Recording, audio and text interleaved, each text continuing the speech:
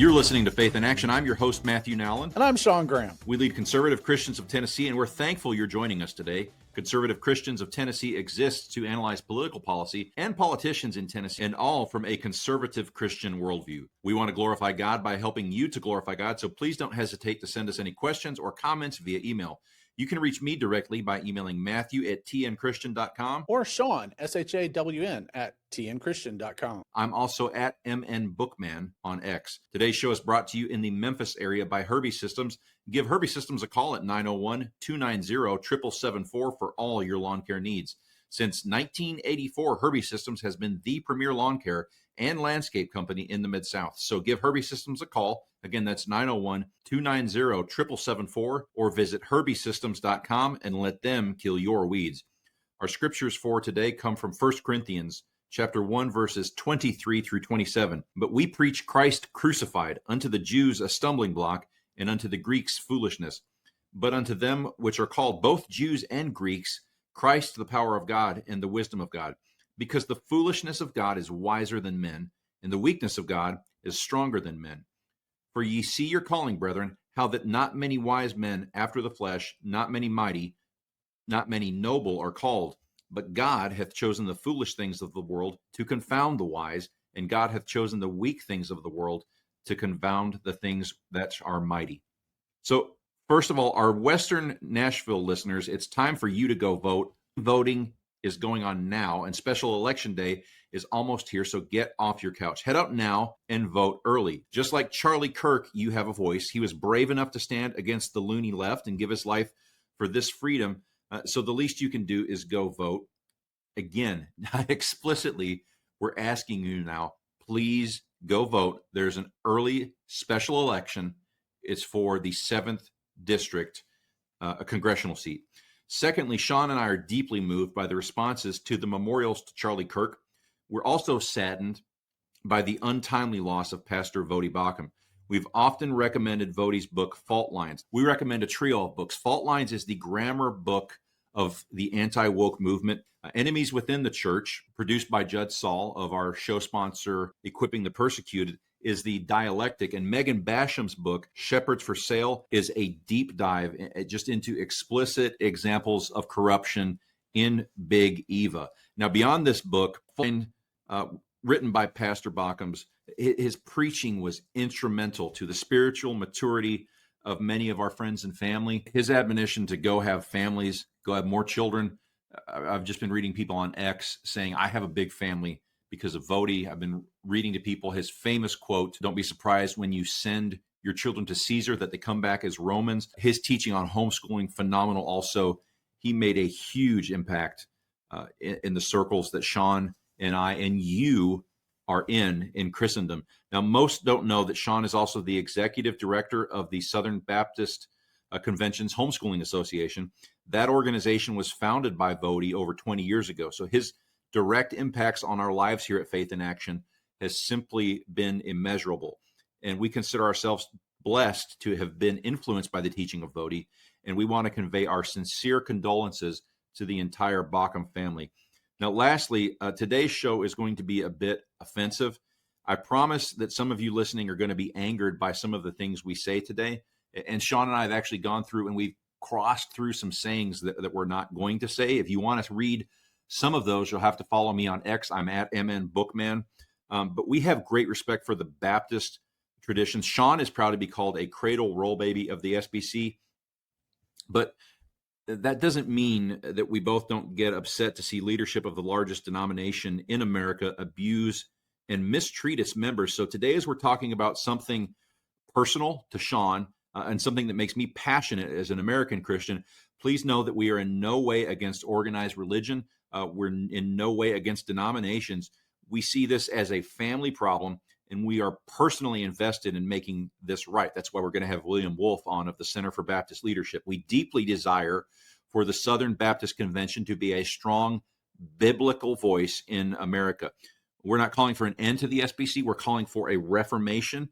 And please clearly hear this part. If the SBC is not going to reform and return to biblical leadership, We'd rather it be closed forever than become a stumbling block for the next generation. Our guest today is William Wolfe. He's the founder and executive director of the Center for Baptist Leadership. William has been an active part in the Southern Baptist Convention. He's been a good friend in the fight for conservative reform in that denomination. And after spending a decade living and working in Washington, D.C., including for 3 members of Congress, William has become a widely respected and authoritative commentator on the role of the Southern Baptist Convention in broader American evangelicalism and the intersection of faith and politics in our nation.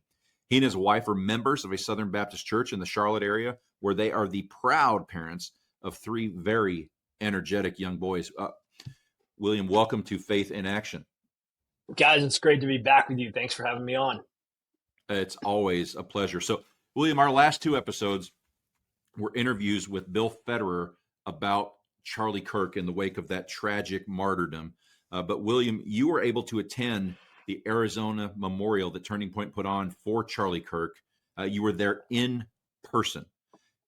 And we'd like our listeners to hear from you directly what it was like, and then where you see this pivotal moment. How is this going to leverage and drive our nation forward?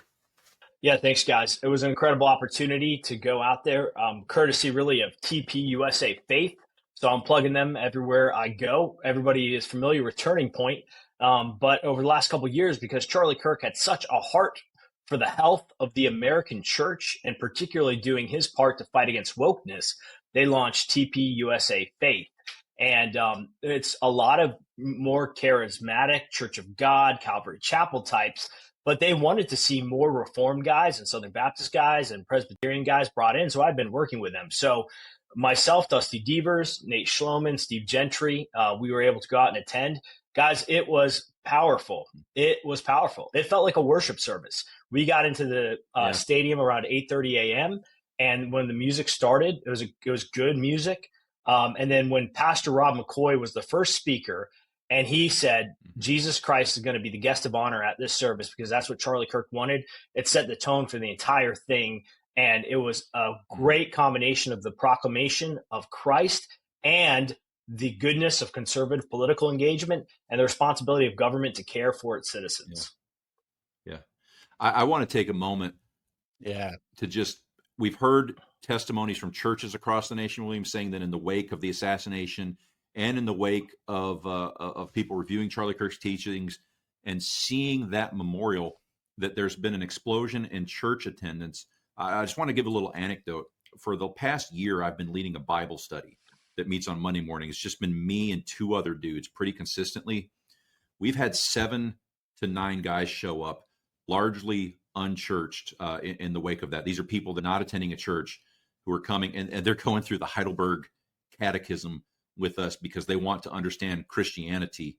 And it's just amazing. They're talking about the impact of him on their wives, how their entire families are hungry for spiritual things. And for an unchurched guy to say, I want to understand the bones of Christianity, and wake up at 5:30 on a Monday morning and come to a Bible study with a bunch of weird dudes meeting at a Hardee's, it's just fantastic. Anecdotal. Have you seen that in your Charlie Kirk effect?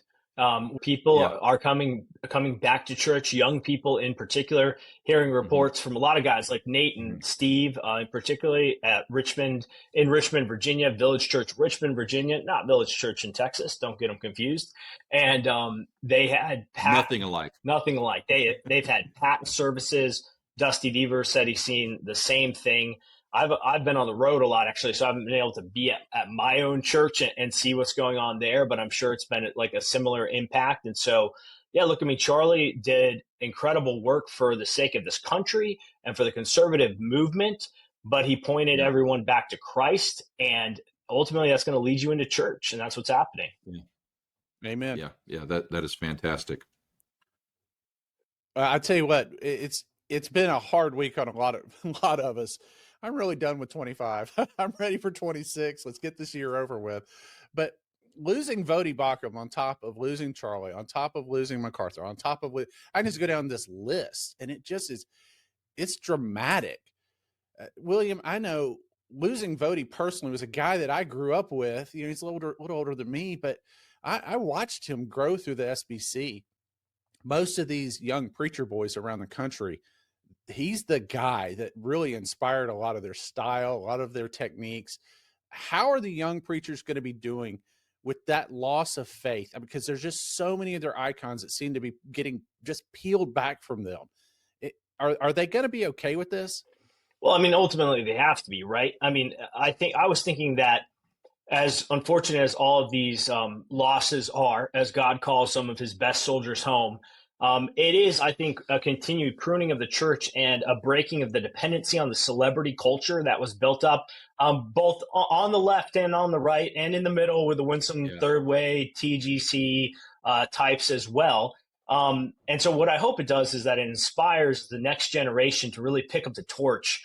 With Vody in particular in the Southern Baptist Convention, I want to say this, like, and there are so many guys who appreciated Vody, and yet Vody was really boxed out once he started speaking beyond just sort of safe biblical things, but applying the Bible to our life politically, particularly his admonition to get your kids out of public school and have family integrated worship.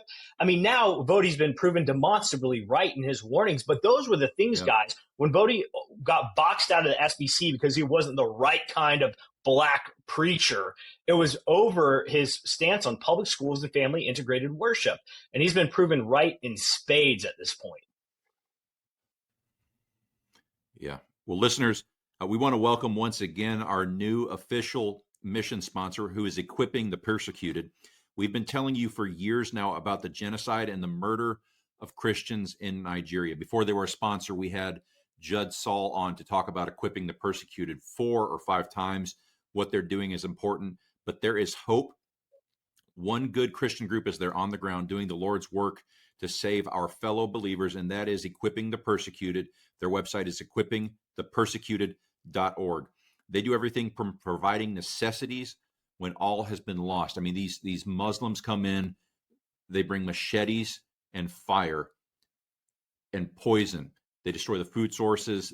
They just butcher people, Christian people. But Equipping the Persecuted steps in to meet their needs.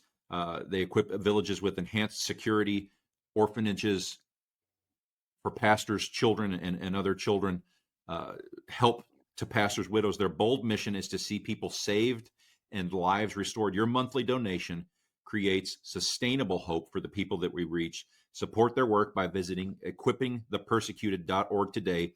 You can sponsor an orphan. And when we say that, we mean totally alone in this world orphan for just $35 a month. Again, that's equippingthepersecuted.org. Continuing, guys, I want to talk some more about Vody Bakum. William, I said in the intro, his quote, "We shouldn't be surprised when we send our children to Caesar that they come back as Romans." That's so succinct. It seems, it's almost cliche in some circles now because it's been used, but that quote, it encapsulates truth, but it also encapsulates the brilliance of Vody's oratory skills and his ability to take the Bible and apply it in a way that people can immediately understand, but that doesn't water anything down. That's a strong quote, and he is full of strong quotes. What are some of your favorite Vody teachings? Yeah, well, personally for me, fault lines in particular was a lifeline for me when the woke church craze was crashing over all of the evangelical world and the world that I knew and grew up in as a Christian, because I became a Christian after college, ended up at Capitol Baptist Church, reading TGC, going to T4G conferences. And, I was like, what is this that is going on? And, Vody's book came out a little bit later. I was still there in DC when it came out. And I thought it was incredible. And I watched the reaction to it, guys being like, it's overblown. He's naming names. This isn't nice. And man, it was so helpful, so profound, so impactful for me, that book in particular. So that's what I want to point out to people too. And I can't help but say this, we watched so many Southern Baptist Convention leaders over the last decade say that if we really wanted to make things better about race in America, then white guys needed to give up their positions of power and influence. And guys, I just cannot help but notice that not a single one of our white seminary presidents decided to give their job up and offer it to Vody Bakum. And I can't imagine why that was the case. That's right. Yeah, it's like the old pork ads, the other white meat. It's like what these guys, what they're really saying is the other white guy. Yep, That's right. That's right. Never. Well, listeners, we're joined by William Wolfe of the Center of Baptist Leadership. William, this is really the reason why we wanted to have you on the other day. Protestia released this video the last week that showed the executive, I think it's the executive director or the president of one of the SBC's leadership committees. The president of the Southern Baptist Convention's executive committee. That's Jeff it. Is that who you're talking about? Yeah, that guy, that video that got out, a lot of people saw it, started talking about it. I've heard a lot of people from the pews, they're having some discussions about that. Tell our listeners what this video was and kind of explain what he was calling those people in the pews and the firestorm that has come from this. All right, so Jeff Orge is the president and CEO of the Southern Baptist Convention's Executive Committee. The Executive Committee governs all aspects of the SBC, oversees our entities for the 363 days of the year that the Southern Baptist Convention does not meet. We meet for 2 days a year at our annual meeting. That's technically when it's gathered. So this committee is the most powerful committee in Southern Baptist Convention life, the Executive Committee. It is the deep state of the SBC. And it's been a mess. It's been a mess for a long time, particularly because of the fake abuse scandal and how the political partisans who use that to their benefit drove out all the good guys and put Russell Moore and J.D. Greer loyalists into all those seats. And when those guys got into power, guess what they realized? Oh, wait, all those guys that we ran out, they were right. And there's really nothing more we can do here because there's not actually an abuse crisis. Well, millions of dollars, literally millions, over $10 million of litigation later defending itself, the executive committee is in a crisis. A couple years back, it's not even been 2 years. They hadn't had a president and a CEO for a while. They called Jeff Orge to come and run it. And people had high hopes, and those have been quickly dashed. Because here's what we're getting. We're getting a blame the victims strategy and approach from Jeff Orge. Giving is down all across the Southern Baptist Convention. I can't imagine why. I'll tell you why. Because trust is down, because our entities have wokeness and they've mishandled the money, which is the main thing that brings us all together in the cooperative program to fuel our missions. And so what Jeff did at the recent meeting was he stood up and he berated good faith Southern Baptist churches and givers for choosing to designate their money through their cooperative program giving to avoid giving it to entities that they don't trust. And he says this is breaking the system. At the same time, he opposed financial transparency efforts at our recent annual meeting, which would have helped regain trust in the Southern Baptist Convention. And he warned us that if we enforce our biblical doctrine on male-only pastors, that we might open ourselves up to lawsuits. The guy is a train wreck. The reorganization of the Southern Baptist Convention is not going well, and churches are waking up to it. Well, I think what people need to understand is that there was a video. The video was him, correct? There was no editing to it. It was his voice. Yep. It was his words. It was his claims. I'm not making up anything here. There was no editing done to make him look. So it's his words. Then tell our listeners, what did he say as a response to that very clear video of him speaking? Yeah, so he responded to the video of his own words with the classic woke iron law of projection. You know, he said, this subtly edited video of mine put things out of context, and here's what I'm really saying, here's what I really think. Well, sorry, Jeff, it wasn't subtly edited. And honestly, as I saw so many people say, thank you for the full context. It only makes it worse. You are attacking Southern Baptist Convention churches who do not trust the cooperative program instead of restoring trust. Yeah. He came back with this video was directly pulled. It was a 2-minute clip that Protestia, our friend David Morrill, pulled from a 21-minute video. So they came back and they said, watch the whole thing. That's just a 2-minute clip. There's 21 minutes, right? And I'm sitting there and I'm like, this is a Gish Gallop. You know, a Gish Gallop is where you try to overload. It's a rhetorical technique. You overwhelm your opponent. You try to present just an excessive number of arguments without regard for their accuracy or strength. And it's used in propaganda. You flood your audience with just a lot of arguments, claims, and misinformation. You just try to overwhelm them. But this was such a bad Gish Gallop because he was the only way that this was edited was an edit of magnitude. In other words, the 2-minute clip was 2 minutes straight of terrible. The 21-minute clip was like, I don't know how many minutes of it were terrible, but it just sort of, if you didn't watch the whole thing, it wasn't all terrible. So it might've made you feel a little bit better to the lower discerning folks. Is what I'm saying spot on, or is it, am I wrong? No, you're exactly right. Because that's the exact tactic he took, moderating the annual meeting this year. And the way that he flooded the zone with terrible arguments against important conservative reforms like financial transparency and the law amendment is with terrible arguments. But I'll say this, look, it's the same tactic he used at the annual meeting. And look, if you're trying to sell me a rotten fish sandwich, just because you zoom in and show me the rotten fish, and then you zoom out and then you show me the bread on either side of it, it doesn't change the fact of what's in the middle there. And that's exactly what this was. That 2-minute clip was a highlight of the most rotten stuff from this speech. And he's like, well, no, pull out and look. It's like, sorry, Jeff, that's still a rotten fish sandwich and nobody's buying it. That's right. It stinks. Yes, it stinks. Well, I think it's very important for us to lay down the reality of this moment in the Southern Baptist Convention. William, I know you've heard this from several other church entities around the country, and so have I. I know directly of churches that are changing their giving because of this. That's a fundamental moment. So at this moment, like directly response changing it to this beratement and mockery and gaslighting. So how can the SBC survive if the cooperative program that holds us together has no loyalty to it? Because these people they're done. They're pulling their money. Are we going to be in cooperative fellowship going forward? Yeah, Jeff made everything worse, right? And that's what happens when you blame the victim, which is what he did. And the victims here are SBC churches and generous tithe givers.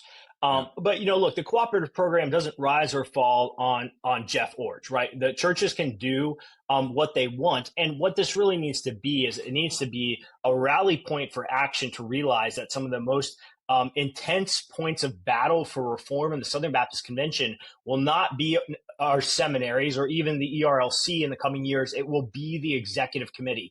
Not only do we need a new president of the Southern Baptist Convention, which we'll get in Orlando, and I do think Clint's done a good job, we need a president who's going to be willing to go toe-to-toe with Jeff Iorg until he leaves. And then we need a new executive committee that's going to pick a new president who knows what time it is and fundamentally wants to rebuild trust. That's what it is. The whole job right now in the Southern Baptist Convention is rebuilding trust through transparency. And the executive committee right now is getting an F on that, and it's time for new leadership. Do you guys have a suggested staffing in the works? Well, I mean, we're a little ways out from that, but of course, I mean, the first name that comes to mind would be John Whitehead. I mean, he would be an incredible executive committee CEO and president. I don't know if we'd be able to tell our listeners why. Well, John Whitehead is a lifelong Southern Baptist. He's an attorney, so he actually knows when other attorneys are trying to sell him a load of goods in legalese. And John is just unwavering in his convictions. He believes in the Baptist system. And this is the whole point here. John Whitehead believes in the Baptist system, which recognizes that local churches are the headquarters of the SBC and not Nashville. And that's what we have not had in senior leadership of the executive committee for years now. It would be perfect. Gotcha. Well, you have an article up right now at the Center for Baptist Leadership's website by Jackson Waters. The article is titled "The Baptist Future, America's Last Best Hope." And in it, Waters says, this is an opportunity to build with tools that last, to look beyond the current moment, to forge a profoundly biblical culture that will stand the test of time. Tell our listeners where to find that, and let's go out with talking about that quote. Yeah, I mean, you can find that on our website at centerforbaptistleadership.org. But what Jackson's doing there is he's saying that a reinvigorated, revitalized, faithful, conservative, sound Southern Baptist Convention could be an engine for massive change in all of American life and culture. That's what we believe in at the Center for Baptist Leadership. Yeah. Will you pray for our country? Absolutely. Heavenly Father, we thank you for this time to have this conversation. Lord, thank you for conservative Christians of Tennessee and everything that they do. Lord, we pray that you would empower godly, courageous men in the Southern Baptist Convention to fight for the future of the convention and for the future of this country, that we would follow in the footsteps of faithful men who have gone on before, like John MacArthur and Charlie Kirk, in your name. Amen. Well, that's going to do it for another episode of Faith in Action. We're thrilled, and I mean thrilled, to talk to you each week in Nashville, Memphis, Clarksville, all over Tennessee, into 7 states now, as we talk about more ways to put your faith into action. If you want to hear more on this or on other topics from a conservative Christian worldview, head on over to botradionetwork.com and search for Faith in Action. We have links to 5 years of past shows, and you can listen to a wide range of guests as they share their wisdom about current events that affect Tennessee and all the Mid-South. And until next week, remember, whether you're Presbyterian, whether you're Baptist, whether you're Pentecostal, whatever you are, God's promise to us from the book of Exodus that we end our show with every week, and it's true: the Lord shall reign forever and ever.